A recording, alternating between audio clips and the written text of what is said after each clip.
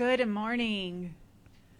My name is Reverend Kylie Renner. On behalf of the entire One Spiritual Center community, I want to welcome you here today. Thank you for joining us this morning. I don't know if you've been following the weather as much as I have, because we're kind of beholden to it. So I don't know if you noticed, but yesterday it said that it was supposed to be raining this morning. In fact, it said it was supposed to start raining around 6 a.m. and rain all through this time. So we were making plans to figure out how the heck we were going to do this. And of course, look at this beautiful day. So hopefully we get some water from the sky, but later today. So thank you for being here. Thank you for bringing your presence and your love into this space. in this time where it seems like so many things are just kind of moving and shifting. And are you okay, my love? Okay, wonderful. All right. Today's the day. There are other chairs. All right. So we're going to just take a moment to center into this day. So we bring ourselves present to what it feels like to be here.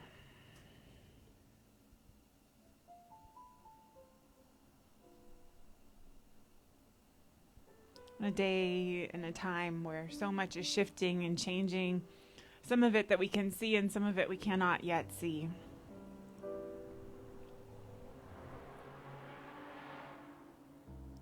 And I just recognize the power and the presence of the One as it moves through us,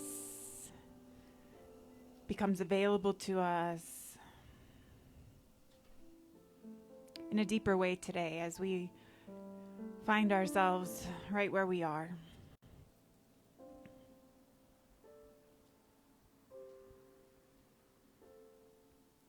So I know in advance that whatever it is that we need to see, hear, feel, know,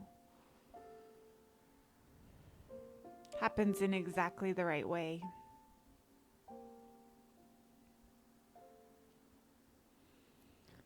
So that we may remember that we are loved by the One who sent us here. That we are beloved of the infinite.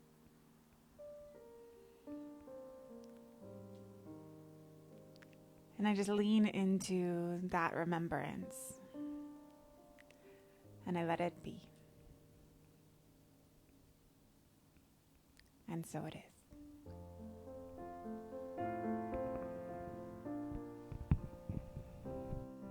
I see trees of green, red roses too. I see them bloom for me and you. And I think to myself, what a wonderful world.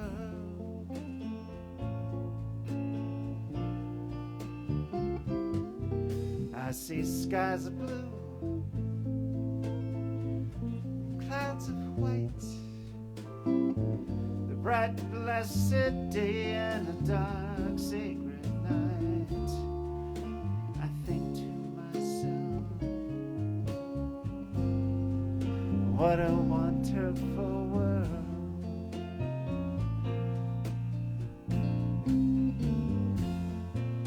The colors of the rainbow, so pretty in the sky. They're also keeping faces, people passing by. I see friends shaking hands, saying how do you do.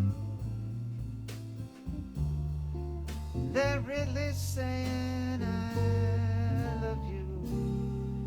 I hear babies cry, and I watch them grow. They learn much more than I'll ever know. And I think to myself, what a wonderful world.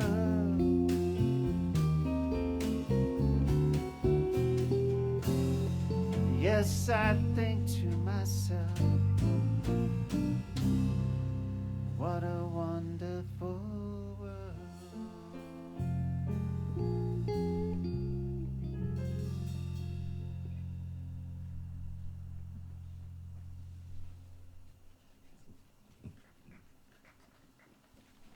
So to prepare for our meditation and hopefully for the rain later today, I chose a poem by Rumi. I feel like the ground, astonished at what the atmosphere has brought to it. What I know is growing inside me. Rain makes every molecule pregnant with a mystery. The field itself sprouts new forms while the camel dances over them. Imaginary plants no one has thought of.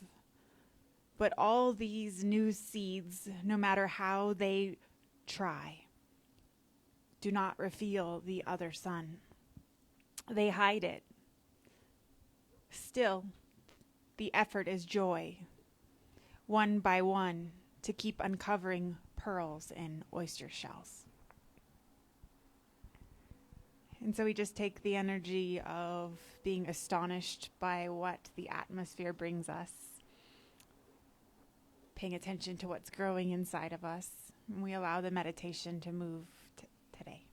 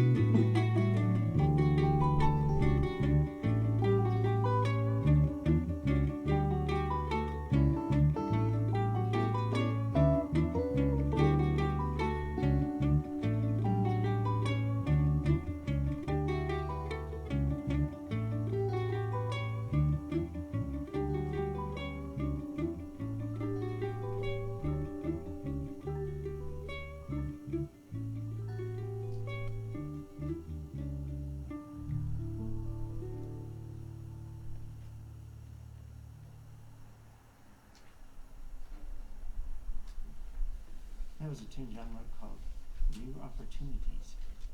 And here's a part I'll show you.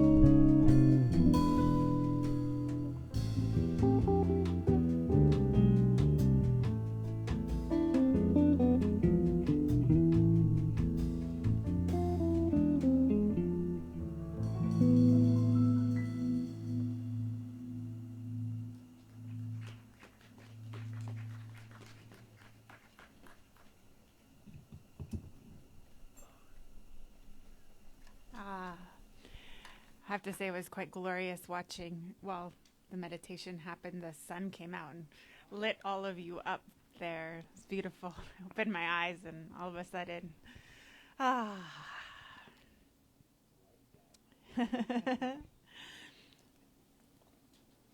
So I don't know about any of you, but I've been experiencing some spring fever. And I don't know why it always surprises me this time of year, or somehow I forget that January isn't the time when it starts to get warm again and it's time to plant things. And I have this conception somehow in my mind that we welcome back the light, and so it must be time, right? It must be ready for it to get warmer quickly. And so I start to want to jump ahead. So I have all these plans. As you know, I'm an avid gardener, so I have all these plans of all the things I want to be planting and starting, and it's just not the right time. And I was thinking about that in respect to the fact that there are a lot of people around me going through some really intense things. There is a lot moving and changing for a lot of people on all kinds of levels, and being with someone in the midst of that is hard, especially if you care about them, right?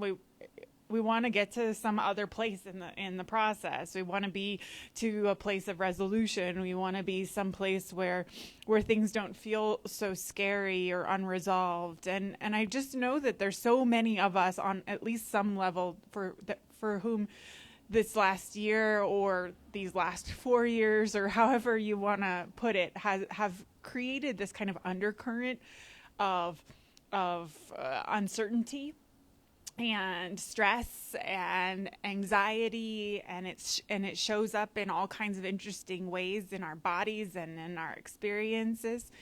And one of the things that I keep thinking about is the fact that I was trained in a tradition that basically refuses to acknowledge how difficult that is. I was trained in a tradition, a spiritual tradition that basically says everything is positive. You have to find the good in it immediately. And I'm realizing that honestly that approach is very emotionally stunted, spiritually stunted, that it leads to us being incapable of actually processing what we experience and learning from it and growing and being more aware because of it. And so I've been talking to a lot of people about post-traumatic stress and just the fact that we have traumatic experiences and can acknowledge that. And I came across this psychologist and researcher who's been writing about something that I hadn't heard about before when I was researching how to express something to someone. And what this researcher talks about is post-traumatic growth. And so I've been thinking about that, especially in terms of the seasons changing slowly right now, the coming of the light and the administration's changing and all of the things that are changing in people's lives. Like, how do we switch our experience or our awareness around the fact that yes, we experience post-traumatic stress, and we all have collectively over the last year experienced a lot of that. But then how do we then shift that narrative or allow that narrative to move in us in a way that acknowledges what has been, and then acknowledges that because of it, that there's room there to grow. So what I love about this idea is that because of all of the things that have shifted and changed over the last year for so many of us, there's been a disruption in a lot of core belief systems. A lot of us have had to look at the things that we thought were important, the things that we thought were essential, the things that we thought we identified with, the things that we thought made us feel like we were safe. It made us question who's in control, what exactly does it mean to belong to one another, and all of those things. And the disruption of that core belief system is a really important and creative and powerful thing, and it also hurts. It's also really traumatic. And so there's this beautiful thing about being able to hold those two things, right? Like, hold the fact that it's difficult, that it's traumatic, but that also that it leads to growth, and that in some ways and in a lot of ways is incredibly positive. And that both of those, like both the fact that it's on some levels negative, that pulling away, there's also in the midst of it the positive impact. And so I want to say one thing, which is that I think that it's really dangerous to jump to the positive impact of something before we actually process the full extent of our questions. And I know I want to do that, so that's why I'm sharing this, is that I know that tendency exists in me, right? I want to jump to the positive impact. I want to jump to seeing the good that's coming out of something. But if I do that before I fully feel what I'm feeling, if I fully embrace the question, the disruption in my core belief systems, like then I actually haven't learned anything. And then I haven't actually allowed the full depth of the experience in. And so this idea then is that we have enough space in us as mature spiritual beings to hold both of those seeming things at the same time, both that something can feel really negative while holding the seeds of positive things within it. And I realize that the jumping ahead is exactly what we need to hesitate doing right now. And I've been talking about this for the last year because I know that there's a lot of conversation that people have been having about wanting to just get to the other side of this. Like, let's get everyone vaccinated and then we can go back to how things are or were. And I deeply acknowledge that the way things wasn't working, and a lot has been disclosed about through the disruption of our core belief systems that is requiring us then to look at, what is it that we want to actually move into on the other side of this. But we can't just put our focus on thinking that if we somehow just get through this, that we won't have to look at that disruption, and we don't have to actually look or feel it. And I just acknowledge in myself and in the transformation that I'm seeing happening around me, that there's so many places where we get to be invited into a deeper conversation about what's really important to us, and an acknowledgement that there's a lot of growth that has to do with the timing of things. So that's one of the lessons of this time of year for me when I want to jump ahead, is that this recognition that there's some sort of bigger timing that happens for all of the things that happen in our lives. Like, we don't necessarily see it at the moment. We don't have the vision to be able to see it, but that there's a timing that is operating that is bigger than our idea about when things should happen and how they should go. But this is really difficult, especially for people like me who like to make things happen. Oops. And here comes the freeze. You can wait a minute. Wait half an hour, please. So it's difficult for those of us who like to make things happen. And so I love this definition, which I didn't realize until recently was there, which is that the Latin verb that is contained in the word patience, and where the word patience came from actually comes from the Latin word that means to suffer. And I love that, because there's so much about the patience of the cycles of change in our lives and in the world that requires us to open to the fact that we're not in charge in the way we think we are.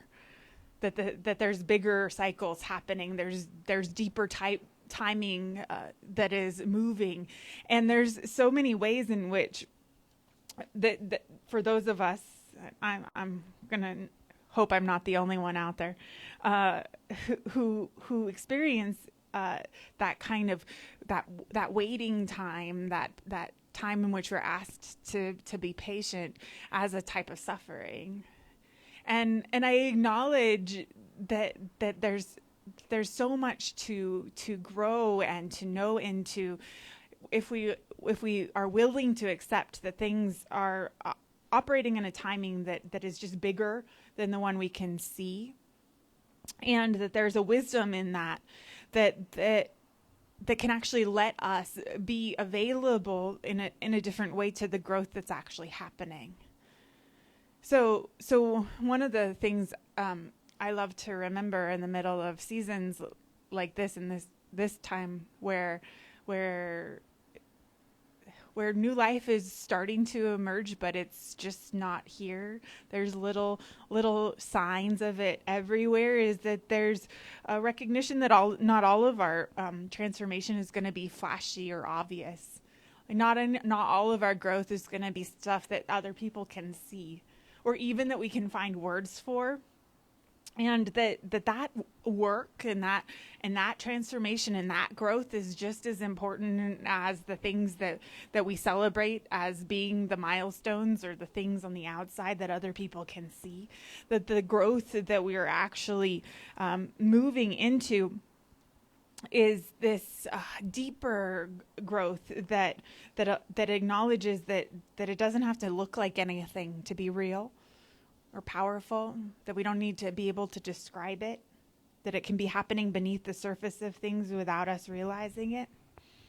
So there's a Sufi story about a teacher who said that he felt like a gardener who had planted a bunch of seeds, and for a bunch of years nothing came up.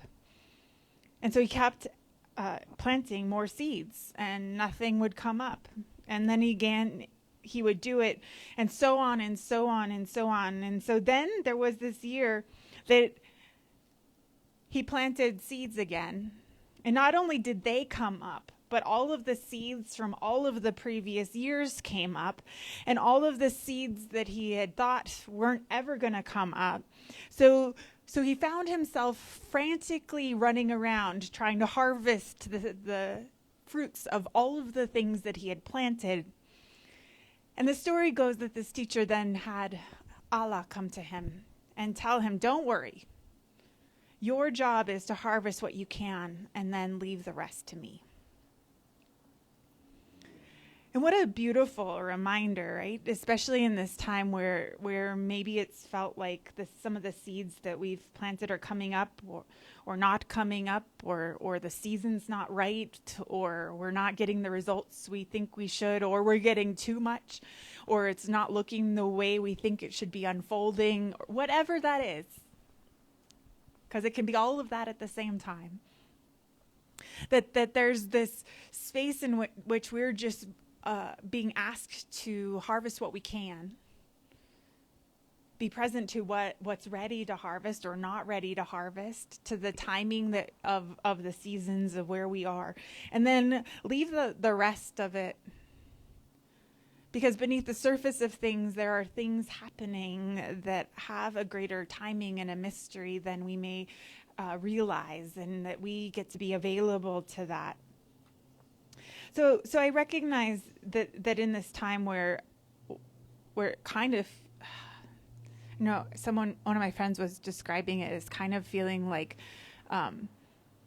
being held hostage for 4 years, and feeling like what on the other side of that, or at least there's glimpses of being on some other side of that there's this like almost like I don't know how to be. I don't know how to take all of that stress I've been carrying, all of that trauma, and do anything with it. Like, it just feels so almost like so much. It's so strong that it's almost like the relief of not being in the midst of that anymore doesn't quite hit yet.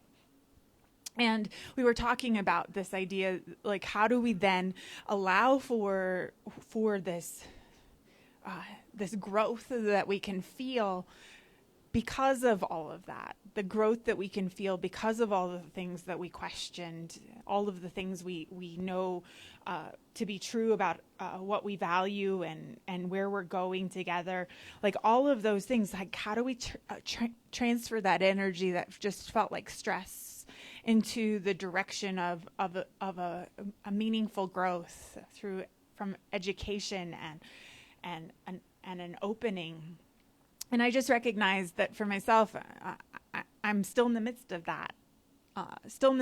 From personal trauma over the last few years, but also just in the midst of it from this collective experience that we're having. And this idea of how can I take that energy that feels almost too big sometimes and turn it into an energy that recognizes that there are things that are growing, that want my attention, that might not be seeing the results of them yet, but they're there. And how can I bring my awareness into this sense of allowing the timing of that transformation to happen and allowing it to move in some way that's bigger than my small idea of the timing of it. And so as we adjust ourselves to where we are collectively, as we figure out how to move into this next phase of a pandemic together, I just recognize that there's so much space for us to not allow ourselves to just feel the stress and to start to feel the growth and to start to call forward the things that we know we want to be planting now so that they can show up when the timing is right. And we can start to pay attention to that, which is calling us into a bigger life that's informed by the stress of all of this, by the trauma of all of it, the bigger questions that are calling us. And so I'm going to ask the band to come on up because we're going to pray together. And I just recognize that whatever's popping to the surface, maybe there's some questions, maybe there's some recognition that there's a place where you've been maybe holding some stress, and there may be an opportunity to hold a different vision for what's unfolding and see what comes to the surface as we allow for Spirit to move us together today. So if you will join me as we sing into our prayer.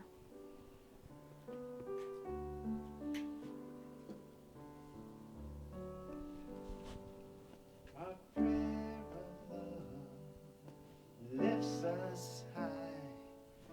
It heals us, sustains us, and sets us free. Our prayer of love lifts us high. It heals us, sustains us, and sets us free. Our prayer of love lifts us high. It heals us, sustains us, and sets us free. Our prayer of love lifts us high. It heals us, sustains us, and sets us free. So our prayer of love today is a prayer of finding ourselves right where we are in our own personal cycles of transformation, as well as the collective ones. And I just recognize that right where we are is the power and the presence of the One. That there is growth happening beneath the surface of things, that things are unfolding in ways we cannot see yet. And I trust in the timing of those cycles. I trust in the seeds that turn into sprouts, as well as those that don't. Or the ones that take years and years and years. I recognize that there is a wisdom beneath the surface of things operating, and I allow for it to do so. Acknowledging that out of everything, there is latent in it seeds of growth and change that allow us to be more of who we've come here to be.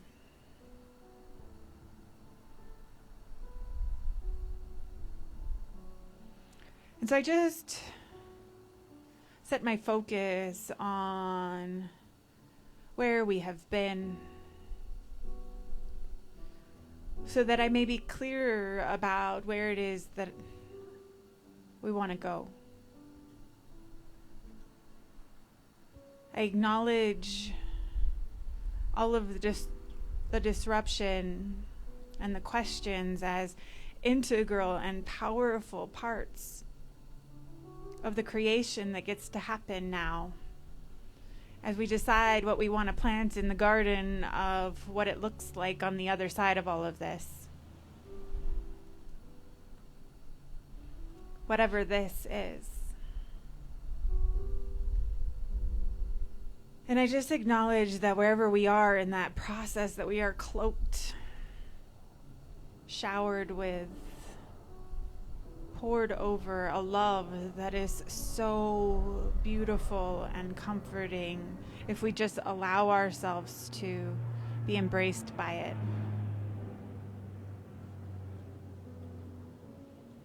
And I just know that the winds of change are blowing.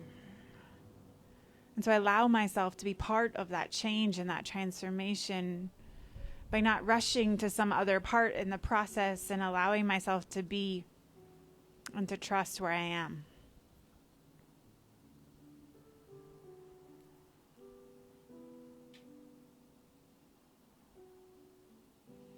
And I just lean into that. And I let it be. And so it is. A prayer of love lifts us high. It heals us, sustains us, and sets us free. A prayer of love lifts us high.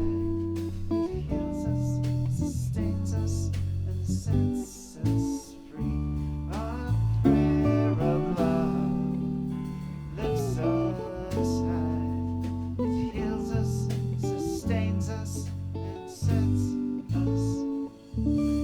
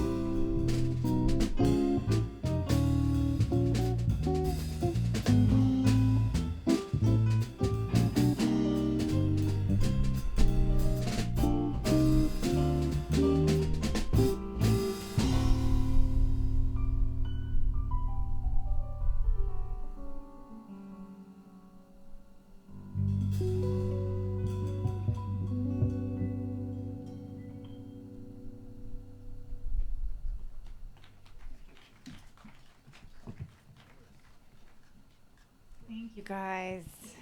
It's nice to have you back, Milo. We missed you last week. Ah, yes. So we want to just express gratitude for all the ways that we continue to be supported by all of you here, as well as those of you watching online. If you were called to make a donation today, there's baskets in the trees for that here in person.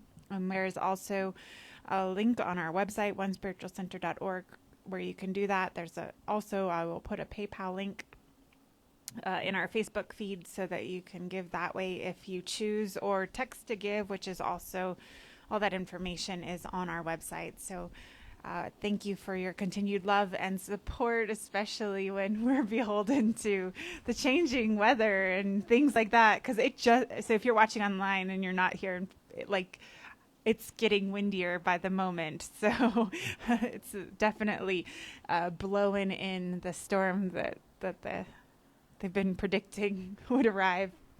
So we're going to get closed up before we blow away. So thank you for being here. Let us sing.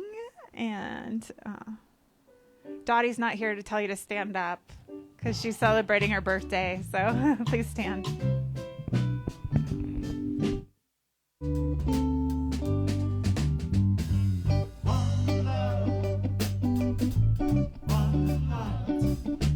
Let's get together and feel alright. One love, one heart. Let's give thanks to the Lord and we can feel alright. People get ready, there's a train a-coming. You don't need no baggage, you just get on. All you need is speed, hear that diesel humming. Don't need no ticket, you just thank the Lord. One love, one heart. Let's get together and feel alright. One love, one heart. Let's give thanks to the Lord and we can feel alright. People get ready for that train of joy, picking up passengers from coast to coast. Faith is the key, open the doors and board on. There's room for all that love and boast. One love, one heart. Let's get together and feel alright. One love, one heart. Let's give thanks to the Lord and we can feel alright. Let's get together and feel alright. And we have one last blessing to sing to one another.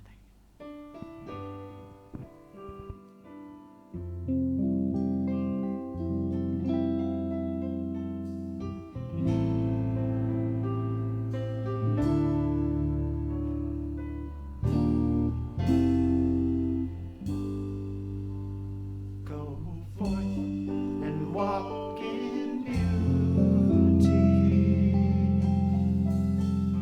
and know that